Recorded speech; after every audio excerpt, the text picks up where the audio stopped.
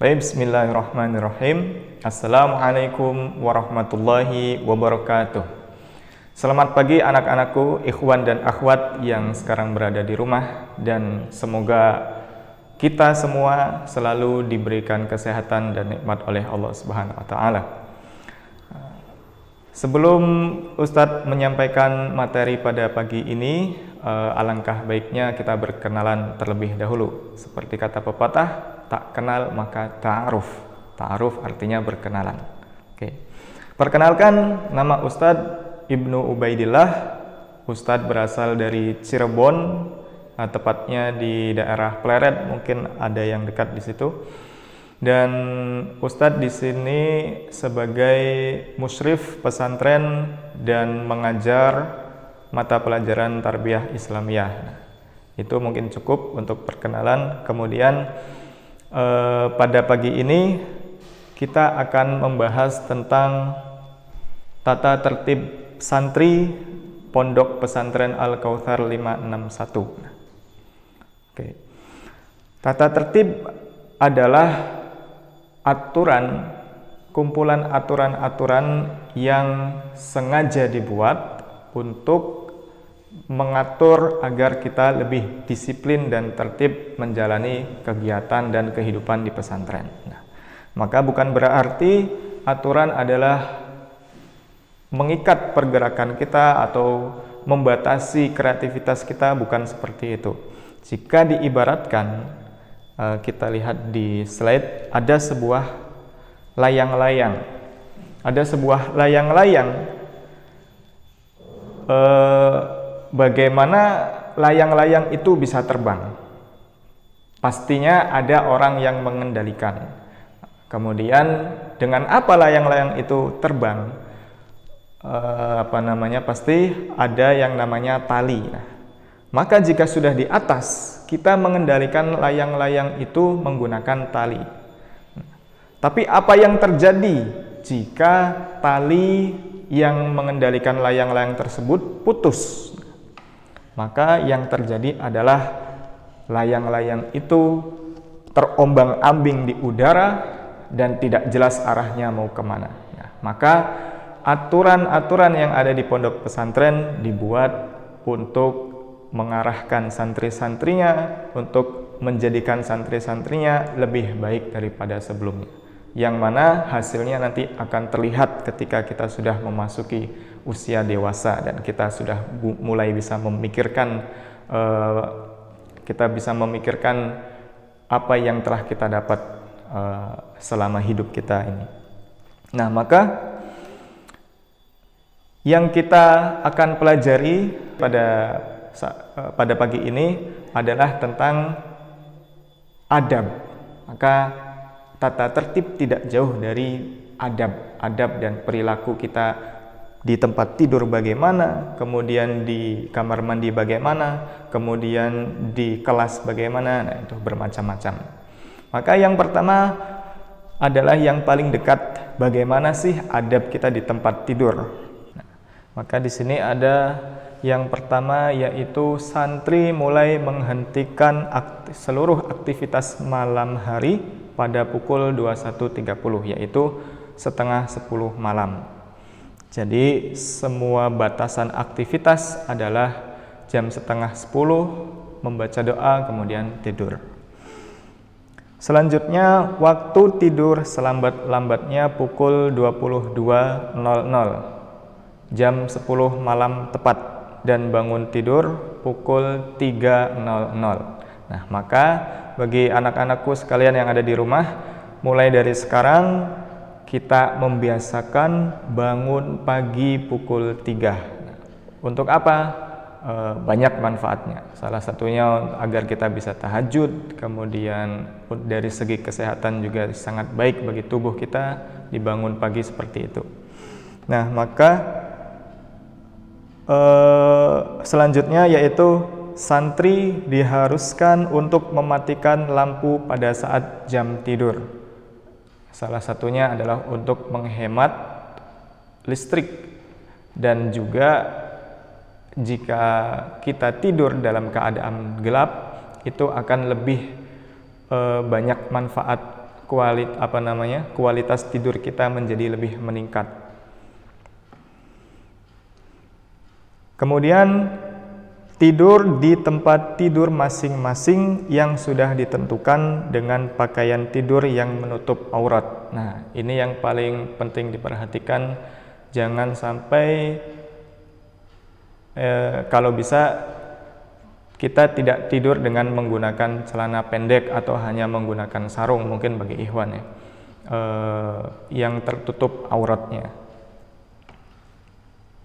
Lalu dilarang tidur berdua atau lebih dalam satu tempat tidur atau ranjang, karena ranjang di sini sudah disesuaikan disesuaikan ukurannya masing-masing untuk satu orang, dan juga tidak baik jika satu ranjang tidur dua orang. Kemudian memperhatikan adab-adab tidur sesuai dengan tuntutan Islam, seperti berdoa sesudah atau sebelum tidur, kemudian memiringkan tubuh ke kanan ketika tidur, dan masih banyak yang lainnya. Lalu selanjutnya melakukan adab tidur yang dicontohkan Rasulullah. Nah, seperti yang Ustaz jelaskan tadi, banyak sekali sunnah-sunnah yang dianjurkan walaupun kita hanya melakukan aktivitas tidur. Maka niatkan tidur kita untuk ibadah, itu adalah yang paling utama. Itu yang pertama. Kemudian selanjutnya yaitu adab di kamar mandi. Nah, di sini akan dijelaskan beberapa poin, yaitu pasti berdoa sebelum masuk dan keluar kamar mandi. Doanya Ustaz harapkan semuanya sudah hafal masing-masing ya. Kemudian menghemat air, menutup keran, mematikan lampu pada saat keluar kamar mandi. Ini semata-mata dibuat agar kita memiliki kebiasaan untuk berhemat dan juga memperhatikan lingkungan kita. Kemudian membawa dan menggunakan perlengkapan mandi sendiri dan menyimpannya kembali pada tempat yang ditentukan. Nah, sangat tidak dianjurkan jika di pesantren ini kita meminjam barang-barang milik orang lain. Kenapa? Karena orang lain pasti memiliki kondisi tubuh beda dengan diri kita masing-masing. Mungkin ada yang punya penyakit, atau mungkin ada yang punya alergi, atau bahkan yang lainnya. Nah, maka sangat dianjurkan kita memiliki barang pribadi masing-masing untuk setiap kegiatannya. Kemudian menutup aurat ketika menuju dan keluar kamar mandi. Jangan sampai keluar kamar mandi kita hanya dalam kondisi memakai handuk. Nah, itu sangat tidak baik. Maka ketika kita mandi, persiapkan baju ganti kita dan ganti di kamar mandi. Setelah keluar dari kamar mandi sudah lengkap dan rapih. Tidak bersuara atau berteriak-teriak di kamar mandi. Nah, bagi santri ikhwan ataupun akhwat yang mungkin punya hobi menyanyi di kamar mandi, nah maka itu sangat tidak dianjurkan dalam adab Islam. Kenapa? Di dalam kamar mandi kita tidak boleh mengobrol ataupun bercakap-cakap, bahkan di sini sampai berteriak. Nah, tetap memperhatikan adab di kamar mandi. Kemudian tidak diperkenankan berlama-lama di kamar mandi. Kenapa tidak boleh berlama-lama di kamar mandi? Karena seperti yang sudah Ustadz sampaikan, kita hidup bersama-sama di sini. Maka kita harus pintar-pintar memanage waktu. Untuk mandi berapa menit, untuk makan berapa menit, untuk belajar berapa menit. Maka ketika kita sudah pintar memanage waktu, maka kegiatan di pesantren Al-Kautsar ini akan berjalan dengan ringan. Lalu tidak diperkenankan untuk masuk kamar mandi secara bersamaan lebih dari satu orang. Kemudian selanjutnya menjemur handuk pada tempat yang telah ditentukan atau telah disediakan ya, agar kita terbiasa rapi. Lalu mengikuti adab mandi seperti yang dicontohkan oleh Rasul. Nah, banyak sekali yang mungkin sudah anak-anakku pelajari di ibtidaiyah dulu atau di madrasah dulu. Salah satunya memulai dengan anggota badan yang sebelah kanan, kemudian tidak boros, tidak menghambur-hamburkan air, kemudian membersihkan dengan teliti anggota badan tubuhnya, anggota tubuh yang lainnya. Nah, maka ini yang harus diperhatikan. Lalu selanjutnya adalah adab di ruang makan. Nah, ini yang penting juga. Yang pertama, makan dan minum telah disediakan oleh dapur asrama dengan ruangan makan yang telah ditentukan. Jadi nanti tidak boleh di pesantren ruang makannya bercampur, harus terpisah. Ikhwan nanti di mana, kemudian akhwat ada dapurnya masing-masing. Kemudian santri menggunakan alat makan masing-masing dan membersihkannya sendiri jika telah selesai digunakan dan menyimpannya di rak peralatan makan yang telah disediakan. Maka harus dibiasakan dari sekarang, setelah makan kita harus bertanggung jawab membersihkan peralatan makan kita masing-masing. Lalu mengambil makanan sesuai ketentuan dan dilarang mengambil jatah santri lain. Nah, maka kita harus membiasakan juga makan secukupnya, tidak kurang atau tidak lebih. Jangan sampai kita kelaparan, jangan sampai kita menjadi orang-orang yang tabdzir atau membuang-buang makanan karena kita mengambil jatah berlebihan. Ini harus diatur. Lalu mengantri dengan tertib. Ini budaya di pesantren adalah salah satunya dengan mengantri. Ini melatih kesabaran kita, melatih kedisiplinan kita, dan juga melatih toleransi kita kepada teman-teman yang memang lebih dahulu datang ke tempat makan. Kemudian membantu menyediakan makanan bagi temannya yang sakit. Nah, ini karena konsekuensi kita hidup bersama, maka kita harus lebih bersimpati dan berempati lagi jika menemukan salah satu teman kita sedang mendapatkan musibah sakit. Nah, salah satunya yaitu dengan menanyakan sudah makan atau belum. Nah, kalau misalkan belum, maka jangan menunda waktu lagi, langsung kita ke dapur dan membantu menyediakan makanan bagi teman kita yang sakit. Ini akan melatih kepedulian kita. Selanjutnya, mengambil makanan secukupnya, dilarang membuang makanan berlebih. Nah, seperti tadi yang sudah Ustaz sampaikan ya, kita tidak boleh mubazir. Lalu selanjutnya, selalu mempraktikkan adab-adab makan secara islami, berdoa sebelum dan sesudah makan seperti yang disunahkan oleh Rasulullah. Nah, salah satunya masih banyak lagi sunah-sunah yang harus kita terapkan dalam kehidupan pesantren ini.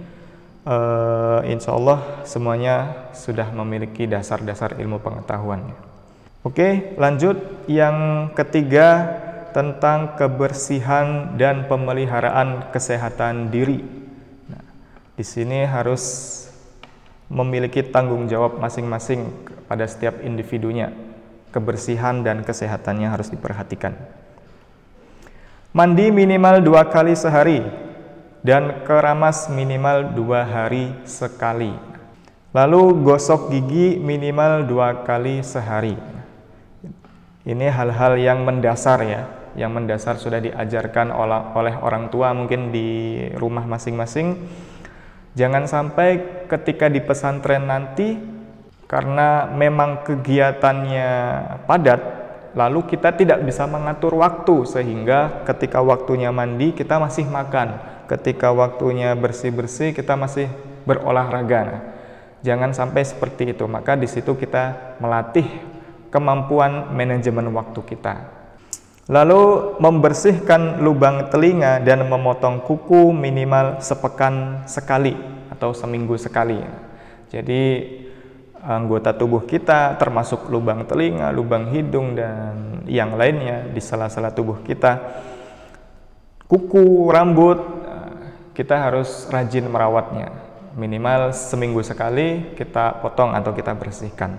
Lalu menjaga kesegaran tubuh dan tidak bau badan. Nah, ini salah satunya yaitu dengan mandi teratur.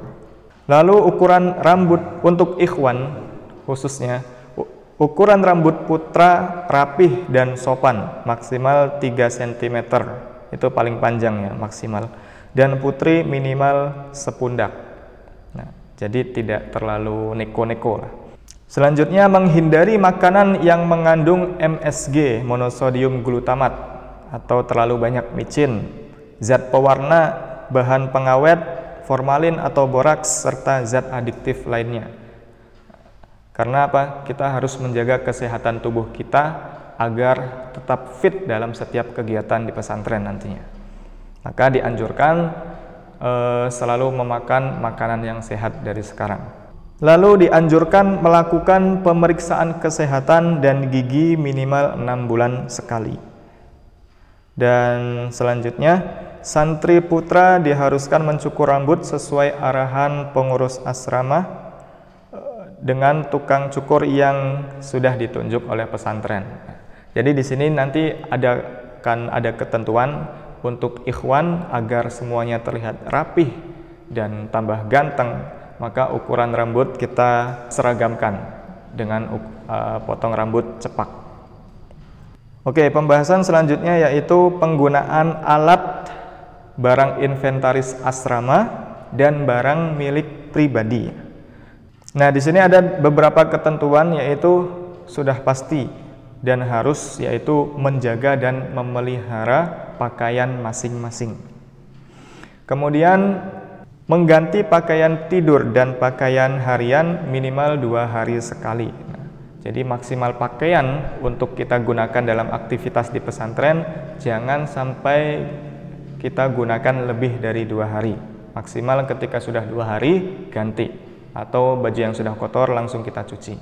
Lalu tidak dibenarkan memakai pakaian atau barang orang lain tanpa izin. Ini sudah menjadi maklumat umum ya, secara umum ya.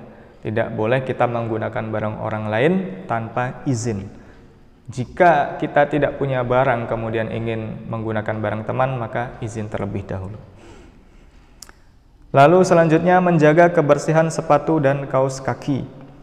Memakai pakaian yang sopan dan pantas serta menutup aurat sesuai kaidah syar'i, terutama khususnya bagi akhwat. Kalau bisa biasakan hijab yang panjang. Lalu tidak memakai celana pendek atau celana pensil atau ketat atau sejenis levis gitulah. Ini tidak sesuai dengan alam pendidikan pondok pesantren. Maka nanti ketika anak-anakku sekalian akan berangkat ke pesantren, pakaian-pakaian yang tidak sesuai dengan alam pendidikan pesantren silahkan ditinggalkan di rumah. Selanjutnya, tidak menggunakan pakaian yang berbahan jeans, sudah tadi. Lalu memberi label nama pada setiap barang pribadi masing-masing. Ini yang penting juga dan sangat urgent dilakukan ya. Karena jika tidak diberi label, takutnya dikhawatirkan akan tertukar dengan teman-teman kalian. Nah, maka alangkah baiknya jika sejak di rumah nanti barang-barang anak-anak sekalian sudah diberikan label atau nama masing-masing agar tidak tertukar dengan teman-teman yang lainnya. Selanjutnya, ketentuan berseragam dalam kegiatan formal bersekolah telah ditentukan sesuai aturan. Nah, maka diharapkan nanti anak-anakku sekalian selalu mengikuti aturan-aturan yang sudah diterapkan nanti di pesantren. Selalu berpakaian syar'i sebagaimana yang telah ditentukan oleh pihak lembaga tentang tata cara berpakaian. Lalu tidak diperkenankan menggunakan make up dan selalu berpakaian wajar dan tidak berlebihan. Ini khusus untuk akhwat ya. Jadi cukup terlihat natural, insya Allah ukhti-ukhti sekalian sudah terlihat cantik. Baik, selanjutnya adalah adab di dalam masjid, yaitu yang pertama, keluar dari asrama menuju masjid dalam keadaan rapi dan wangi serta menutup aurat sesuai dengan ketentuan berpakaian sholat yang berlaku. Nah, maka di sini untuk ibadah pun kita harus berpakaian rapi dan wangi sesuai dengan sunnah Rasul. Lalu membaca doa keluar asrama dan masuk masjid. Ini sudah pasti ya. Kemudian menjawab ketika mendengar adzan dan membaca doa setelahnya. Lalu ketika masuk masjid sudah dalam keadaan berwudu, berpakaian rapi dan memakai sandal kecuali pada jam-jam sekolah. Lalu meletakkan sandal atau sepatu dengan rapi pada posisi tempat yang telah disediakan. Mengikuti seluruh agenda amalan ubudiyah di masjid dengan penuh khusyuk dan tumakninah, tenang. Biasanya ketika mungkin kita banyak bersama teman-teman di masjid, jangan sampai kita lupa waktu bahwasanya itu adalah waktu untuk beribadah. Maka sangat dianjurkan kepada anak-anak sekalian ketika di masjid, maka luruskan niat untuk beribadah dengan khusyuk, bukan tempat untuk bercanda. Ada waktunya masing-masing. Lalu masuk masjid dengan kaki kanan dan membaca doa. Masuk masjid dan keluar dengan kaki kiri dengan membaca doa keluar masjidnya. Ini sudah menjadi adab ya. Lalu melakukan sholat sunnah tahiyatul masjid, sholat sunnah rawatib, zikir dan tilawah. Maka runtutan kegiatan ibadah di masjid mulai dari sekarang kita biasakan ibadah sunnahnya, ibadah wajibnya, kemudian zikir-zikirnya kita biasakan agar terbiasa ketika kita dewasa nanti. Lalu menghindari pembicaraan yang tidak perlu dan membuat gaduh, sudah pasti. Dan tidak diperkenankan tidur di masjid pada waktu melakukan aktivitas. Ini sangat tidak dianjurkan tidur di masjid karena apa? Ditakutkan ketika kita tiduran atau mungkin tertidur di masjid secara tidak sadar ada cairan yang keluar dari dalam mulut sehingga membasahi sajadah atau lantai. Maka akan menjadi najis. Maka tidak layak untuk dijadikan tempat sholat. Lalu menjaga dan memelihara sarana dan prasarana masjid. Kemudian diusahakan datang ke masjid minimal 10 menit sebelum adzan. Maka ketika waktu-waktu sholat sudah dekat, 10 menit atau 5 menit sebelum adzan, diusahakan kita hadir terlebih dahulu. Lalu membawa Al-Quran atau buku bacaan yang bermanfaat. Di masjid juga silahkan boleh sambil membaca buku-buku yang pelajaran ataupun buku-buku bermanfaat yang lainnya. Membaca zikir, doa atau ma'thurat dan asmaul husna pada waktu yang telah ditentukan setelah selesai sholat wajib berjamaah. Nanti ada waktu-waktu sendiri untuk kita membaca zikir dan membaca asmaul husna. Oke, selanjutnya panduan perizinan keluar asrama. Nah, di sini perlu diperhatikan oleh anak-anak sekalian beberapa ketentuan untuk perizinan keluar asrama, yaitu santri diperbolehkan keluar dari lingkungan pesantren SMP QSBS Al-Kautsar 561 setelah mendapat izin tertulis dari pengelola atau pengurus asrama. Maka jika kita memiliki hajat keluar, wajib bagi santri untuk izin terlebih dahulu. Kemudian alasan murid atau santri boleh keluar lingkungan pesantren SMP QSBS Al-Kautsar, yaitu yang pertama adalah jadwal pesiar bulanan. Kedua, kegiatan SMP QSBS, entah itu olimpiade, perlombaan ataupun yang lainnya. Kemudian kegiatan daurah atau pelatihan, misalkan daurah tahfidz atau ada di antara kalian ada yang berminat ikut daurah bahasa, tidak mengapa, itu diizinkan. Kemudian kegiatan keasramaan, biasanya asrama ini mengadakan kegiatan lawatan olahraga atau sparring, misalkan sparring sepak bola dengan sekolah lain atau berenang. Nah, itu waktu-waktunya sudah ditentukan, tapi tidak lupa juga harus izin. Kemudian berobat yang membutuhkan penanganan khusus. Jika teman-teman atau anak-anak sekalian memiliki penyakit dalam atau penyakit bawaan yang perlu ditangani oleh dokter khusus, boleh diizinkan untuk keluar asrama dan ditangani oleh dokter yang bersangkutan. Ya, selanjutnya yaitu tujuan dan waktu perizinan harus sesuai dengan yang tertera dalam surat izin keluar. Maka kalau misalkan anak-anak ingin izin, tujuannya harus sesuai dengan yang tertulis pada surat izin. Lalu murid yang izin pulang ke rumah dengan alasan tertentu harus dijemput dan diantar kembali oleh orang tua atau wali masing-masing. Nah, tidak diperkenankan untuk pulang sendiri atau misalkan naik kendaraan umum sendiri, harus dengan orang tua atau wali masing-masing.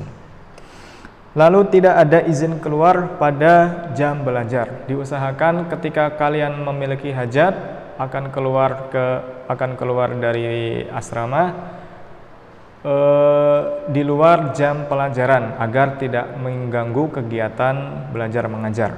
Lalu santri yang diizinkan keluar sudah harus kembali ke pesantren paling lambat pukul 19.00 atau pukul 7 malam. Diusahakan sebelum maghrib sudah tiba kembali di pesantren. Lalu santri wajib kembali ke pesantren tepat waktu. Dan terakhir, santri yang terlambat datang ke asrama akan dikenakan denda Rp sebesar Rp50.000. Setiap penambahan jam keterlambatan, jika misalkan bertambah 1 jam sampai 2 jam terlambatnya, maka setiap jamnya akan ditambah Rp25.000. Nah, kenapa bayar? Ini semata-mata hanya untuk menjaga kedisiplinan pesantren. Nah, solusinya agar kita tidak sampai kena denda, yaitu kembali ke pondok pesantren dengan tepat waktu. Oke, lalu poin yang terakhir adalah tentang jadwal penelponan. Nah, di sini untuk komunikasi teman-teman semuanya, ikhwan dan akhwat, yaitu dengan melalui via telepon untuk menghubungi orang tua di rumah masing-masing. Nah, yang pertama yaitu siswa diperbolehkan menerima telepon dari orang tua atau wali sesuai dengan jadwal yang telah ditentukan oleh divisi keamanan asrama atau pengurus asrama, yaitu di sini jadwal menelpon adalah masuk minggu ketiga. Syarat dan ketentuan menelpon: jadwal menelpon yaitu pada minggu ketiga dari mulai pukul 8 sampai 17.00 waktu Indonesia Barat. Jadi setiap hari Ahad pada minggu ketiga tiap bulannya itu adalah jadwal untuk menelpon. Lalu penelpon yang dibebankan pada orang tua atau wali. Nah, maka nanti anak-anak semuanya membuat jadwal urutan telepon kepada pembimbing kamar masing-masing, lalu menunggu telepon dari orang tua. Batas maksimal menelpon yaitu 15 menit per orang. Nah, kenapa hanya 15 menit? Insya Allah itu cukup karena kita menggunakan telepon inventaris pesantren, jadi jumlahnya terbatas dan kita gunakan bersama-sama, maka setiap orang kita batasi waktu 15 menit. Santri yang menelpon lebih dari batas waktu maksimal dikenakan tarif 1.000 per menitnya. Nah, maka kalau misalkan sudah ditentukan 15 menit atau masih terlalu lama, melewati batas yang ditentukan, akan dikenakan biaya 1.000 per menitnya. Maka diusahakan lamanya waktu menelpon cukup 15 menit. Selanjutnya, tidak diperbolehkan melakukan panggilan melalui WhatsApp atau video call. Fasilitas utama yaitu telepon via voice call, yaitu dengan menggunakan telepon suara. Terakhir, jika ada siswa yang tidak mendapat kesempatan ditelepon oleh orang tua wali, maka santri tersebut diperbolehkan melakukan SMS pada orang tua dengan ketentuan tarif SMS 500 per SMS dan akan dipotong dari saldo siswa. Nah, atau ini bisa fleksibel ya, tidak semuanya seperti yang tercantumkan di sini. Kita masih fleksibel, kalaupun misalkan tidak bisa dihubungi sesuai dengan izin atau keputusan pembimbing asrama masing-masing, entah nanti bisa di lain waktu ataupun dengan ketentuan lainnya, silahkan tinggal dibicarakan dengan pengurus asrama masing-masing. Itu tadi beberapa poin dari tata tertib Pondok Pesantren Al-Kautsar 561. Semoga bisa menjadi maklumat dan informasi teman-teman semuanya dan bekal untuk persiapan datang di Pesantren Al-Kautsar ini. Nah, setelah ini nanti silahkan kita akan tampilkan dress code, yaitu aturan berpakaian dalam santri Al-Kautsar ini bagaimana. Nah, nanti akan diputar. Silahkan diperhatikan baik-baik bagaimana nanti seragam sekolah, ibadah, olahraga, ataupun jadwal harian lainnya.